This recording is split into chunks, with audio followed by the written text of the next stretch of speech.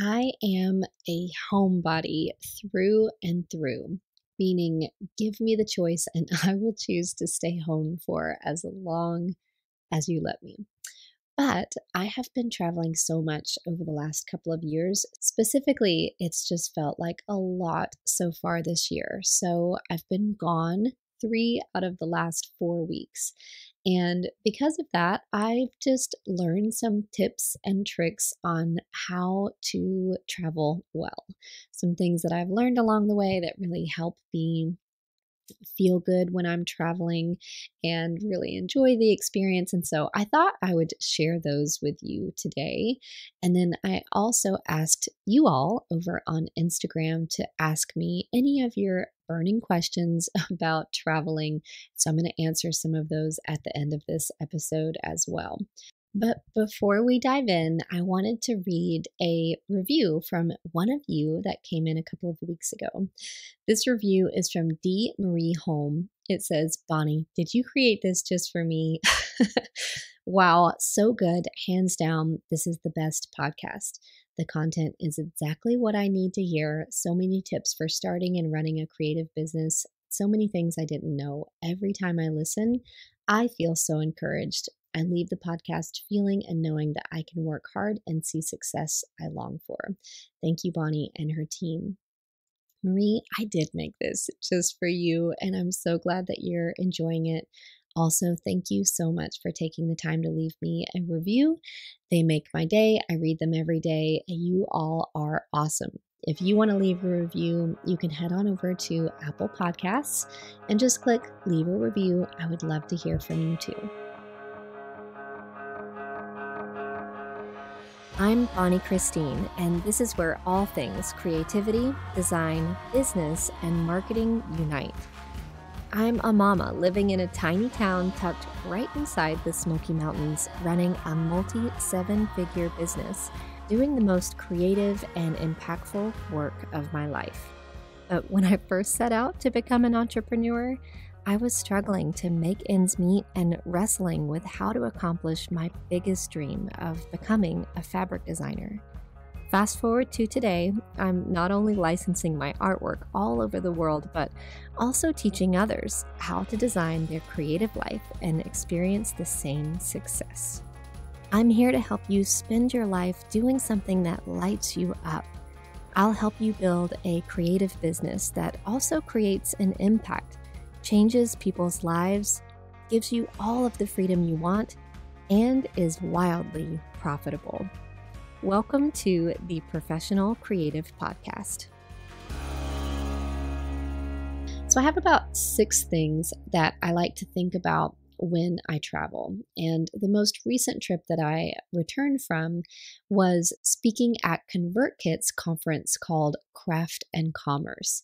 It was in Boise, Idaho. The conference was amazing. So I'm actually going to share all about that with you in the next episode. So if you want to hear my biggest takeaways from being a keynote speaker at Craft and Commerce, make sure to tune in to the next episode. But let's just talk about traveling for now. First and foremost, I want to talk about snacks. You know, I think by now that I eat a pretty clean diet. I eat a plant-based diet, and I also eat a high-protein plant-based diet, which can just be a little bit tricky or difficult when I travel. And so really, what happened to me a couple of years ago was that when I traveled, I just felt like I was going to treat myself and get special treats along the way, and it would be okay to completely fall off my regular eating habits. And what that really ended up doing was just making me not feel very well. So this is all about how food makes us feel. Not that I don't cheat a little bit and give myself treats when I travel, but I think it's so important to be proactive about the food that you're going to eat and the snacks that you have.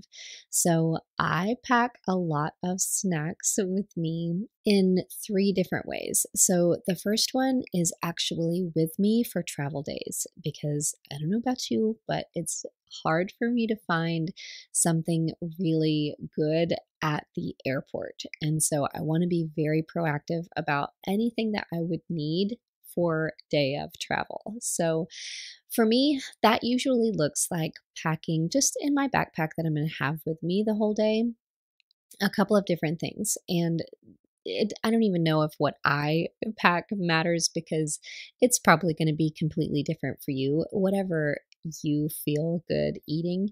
But for me, I do typically 4 things. So I do a pack of my favorite protein shake. So I can link these up over on the show notes for today. But the one I love is called Plant Fusion. And so it's just a pack, and I can take it with me and mix it up as a protein shake anytime during the day. The second one is a pack of roasted edamame. The third one is usually a little squeezy pack of something called Fuel for Life. And then sometimes I also pack like a package of tofurkey. Now, I'm hesitant to even tell you all of this because my husband thinks I'm crazy, but it's what I do. If you find me in the airport, I always have these 4 things, and a pack of tofurkey will like totally get me through the day, especially on travel day, and it's totally fine to keep in your bag during travel, and so it's just my trick. That's what I do. That way, I'm not stuck in the airport really, looking for something that is maybe not going to make me feel well. The other thing that I do is when I arrive, I go ahead and make sure that I just have the food that I want. So sometimes I'll head to a Whole Foods to pick up some things, or I'll do like an Instacart order. And that way, whenever I get settled into my hotel room, I just have everything that I know I'm going to want for that week to make me feel really good and healthy. And then the other one is that I oftentimes pack some things in my actual luggage. So, pretty much anything that I eat every day at home, I try to bring with me. So, this again would be like my protein shake that I like to drink after a workout. And again, these are just packets. I also take that Fuel for Life. I usually eat that maybe on my way to work out in the mornings. And then I always pack my coffee setup. So for me, the coffee setup is a whole thing. I really need to make sure that I just have a good setup when I get there. And so I have this little travel pack with like a pop-up water boil, a little grinder. I bring fresh beans of my favorite coffee and an AeroPress. And so it actually doesn't take up that much room, but it's just everything I need to make sure that I have a really good cup of coffee in the morning, because you never know. You never know what the setup is going to be. So, those are the things that I do. Oftentimes, I will check 2 bags, one like with all my clothes in it, and then a small one with nothing but like my supplements and the food that I wanted to bring and my coffee setup. And I have found that it just makes my trip so much like it feels so much better. Okay. Number 2 is that I very much prioritize my energy, specifically around when my flight is going to be. And so sometimes we all know you just can't avoid really early morning flights or late returns and things like that. I will try my very best to avoid insanely early flights. Also, our airport is about an hour and a half away. And so if I'm waking up in the 3 o'clock range, I know that I'm just going to feel a certain way all day. And it's not a good way. And it's going to take me days to kind of like get back on track. And so I also very much like to utilize my plane time for productivity. We'll talk about that in a second. So I just want to make sure that I'm doing a time that's going to feel okay in both directions. And so I typically don't like to wake up before like 4 or 4:30 to make a flight. Even better if it's a little bit later. And then I also want to get home at a reasonable time. And so I'll pay a little bit more for a flight that just is going to make me feel better energy wise, because really, how much is it worth just feeling really well? If I totally wreck myself because I was up all night or had a red eye or whatever, then it's going to take me a couple of days to kind of recover and start feeling well. And that's worth a lot. So I'll typically pay a little bit more to just get a reasonably timed flight. The other thing that I love to do is return from a trip on Saturday. so tempting to return on like Sunday evening, but I just find that it spits you into the week and doesn't give you a time to catch your breath. So I love to return from a trip, if possible, on a Saturday. That means that I have all day Sunday to really like reset, unpack, and get geared up for the week. And so that's another thing that I do to try to really prioritize my energy. Now, number 3 is airplane productivity. Now, I think that this could be a debate, and so I'll just tell you what I do because I very much love and respect people who can completely unplug and watch movies on the airplane, but I use it for my productivity time. So much so, I don't know what it is about an airplane, but I do some of my best work in flight. I think it has something to do with just being like buckled in. Typically, I feel like no one is expecting me to be available. So even though I generally have Wi-Fi, sometimes it just feels like an extra level of solitude and focus. And then there's like that humming of the white noise. And I don't know, the mixture of those things makes it the perfect storm for like some of the best work of my life. And so I'm very careful about what I choose to do. It's typically writing. And so I will outline a course, I'll write lessons, I'll plan podcast scripts, I'll, start thinking about chapters of a book. Maybe I will do, one time I wrote like 28 emails for my nurture sequence. I get into this really deep flow state and I want to utilize that for some of my best work. And so I have brainstormed like membership stuff. It's awesome. So I laugh sometimes and say, I'm just going to book a flight to somewhere far away and turn around and come right back just for the productivity alone. I've never done that though. I don't think I will. But I love a good flight and I'm really careful about what I choose to do on that flight. I don't want to do like menial tasks. I want to use that time to be really like a deep flow, generally writing or being thoughtful. And it works so well. So if you've never tried it, maybe give it a try. And then I also love to have a book, either paper or in an audio format, so that when you're just shuffling about and transitioning and waiting for the flight to take off, you can also kind of be listening to something along the way. Which brings me to my next one, and that's a book. So I typically do both a paper book and an audio book. Sometimes I very much want a paper book, especially if I'm on vacation. I want to be able to take a paper book with me, like to the beach or to the pool. I don't want to necessarily have AirPods in. And so I'll choose a different book to listen to on audio during travel. So I can listen to it while I'm walking or waiting for the flight again to take off or something like that. Number 5 is working out. And so I always try to keep my workout routine even when I travel. And this was really like an identity shift that I worked on earlier this year.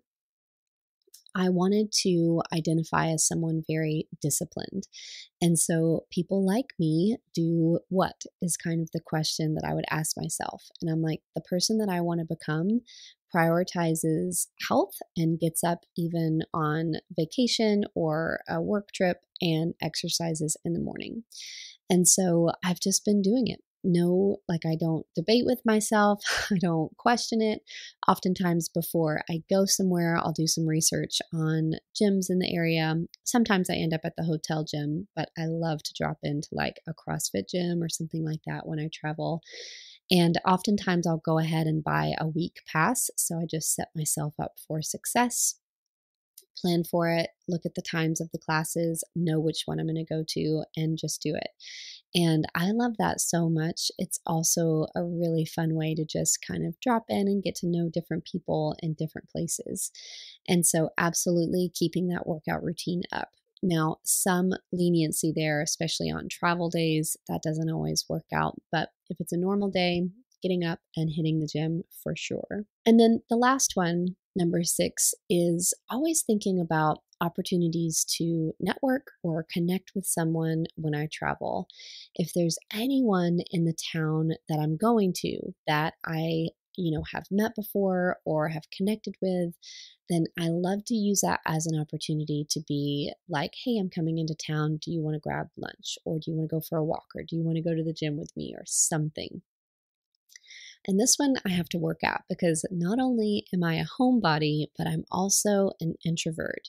But I'm learning how to travel well.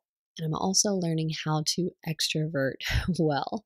And so, that importance of just relationships and keeping in touch with people, whether it's a personal relationship or a business relationship, anytime I go to a town where there's someone there, I always look them up and see if we can get together, which has just been a really sweet way to travel as well. So, those were my 6 tips on traveling well for the homebody. But I also wanted to dive into some of the questions that you all submitted to me over on Instagram. Okay, the first question is, what part of your routine do you pause and what do you keep even when traveling? And so I definitely keep the majority of my routines. I will let slip a little bit like my whole morning routine. I do a whole morning routine when I'm at home, but I will still try to work out, like I said, when I travel. And so I try to keep all of my routines. The exception to that would be on travel days where I just feel like, for the most part, any routine goes out the window. What's your favorite thing to do as you explore somewhere new? Okay, so I love to find a great coffee shop. I love to find a great hike, and I love to drop in to a gym. Those things, I think, and a great restaurant, right? So like food, hiking, and dropping into a gym to me just really lets me get a good picture of the place that I'm at. Okay, this person says, how do you manage work and deadlines when traveling? And another question that was similar is, how do you manage work for your business and your team while traveling? And I would say we just work ahead for sure. The team knows the dates that I'm going to be out of town way in advance. And so everyone's prepared for that. They know that I'm going to be kind of MIA. And I always try to communicate to them whether I'm truly out of office, like I'm off the grid, versus like I'll be checking in and available if you need me. But for the most part, I'll be out. And I think it's actually really important to give an equal balance. Like sometimes your team really just needs you to maybe be unavailable, and it really brings the team together and helps them work together as a solid team. So I like to also be completely unavailable on some trips because I think it makes the team stronger. So to answer your question, we really just work ahead. If there are any deadlines or maybe calls or recorded calls that I need to do beforehand, I just work ahead and make sure to get all of those things done before I check out. Okay, the next question is sleeping well in places besides your own bed. So I very much think that part of traveling well when you're a homebody is taking your creature comforts with you. And I would not say that I overpack, but I also don't underpack. Like I know people who it's almost like a competition of like how little they can take. And I'm like, well, I'm just going to check a bag. And that means that I can bring some of my creature comforts with me. That's just going to make my, travel time and time away so much more comfortable. And so one of those things for me is taking my pillow. I always take my pillow. I'm kind of a pillow person. I love my pillow, and I really, really want it with me when I travel. And that means I can really, sleep in any bed and, be comfortable because I've got that with me. How do you combat travel exhaustion? And so I think I really already answered this one, but really prioritizing my travel times when I'm choosing flights and when I'm leaving and returning home, I think is so important. So a couple of other questions. Food, I always struggle to eat healthy. And do you Google ahead to check out healthy food options, or do you take your own snacks and ingredients? So again, I really do take quite a lot. I just feel like being prepared is everything. So make a store run when you get there, do an Instacart order when you get there, but make sure to have the foods that you're going to need in order to feel the way that you want to feel. How do you pack wrinkle-free clothing? Such a great question. I don't know that I've figured this one out, but I will say I'll do one of two things because everything gets wrinkled. Now, one trick that I've learned is that I actually pack my clothes on my hangers. So I actually travel with all of my hangers. So everything is on a hanger, it fits into my suitcase, and then I just take it out and hang it up when I get to the hotel room. But it still gets wrinkled, along the way. So I'll always ask the hotel for a steamer unless they have one in the room already. I'll see if I can get a steamer and steam everything. On occasion, I've actually had it ironed, like pressed professionally. It's made the biggest difference, specifically for an event when you have like really nice clothing that probably has collars and buttons and cuffs and all the things. Typically, every hotel or within the vicinity of the hotel will have a cleaning service or a dry cleaning service, and you can have them just press your clothes. So I think I spent $40 when I was on this last trip for a conference, and I had like, I don't know, 8 outfits completely pressed, and it was like my favorite money spent of the whole trip. So absolutely worth it. Don't forget about options like that when you travel, especially when it's for something, like an event or something that you really want to look nice for. This person says, I get the flu or I get sick every time the week after I return from my travels. How do you stay well? Again, I think prioritizing eating well, but also taking all your normal vitamins. Sometimes I will increase the amount of vitamin C, vitamin D, and zinc when I travel. Those 3 things very much boost your immunity. So I always take those things when I'm actually sick.